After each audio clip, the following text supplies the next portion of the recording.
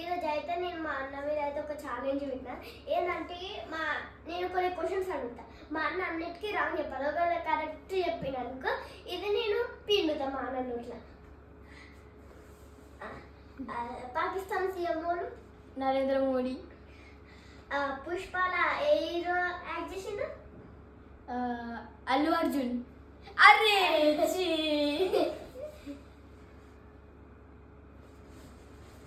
వచ్చిందా? నెక్స్ట్ విజయ్ దేవరకొండకి ఎంతమంది పిల్లలు? ఇద్దరు. పుష్ప వాళ్ళ కొడుకు పేరేంది? పుష్ప వాళ్ళ తమ్ముడు పేరు కొడుకు పేరు కొడుకు పేరు అయితే నా పేరు రిష్వంత్.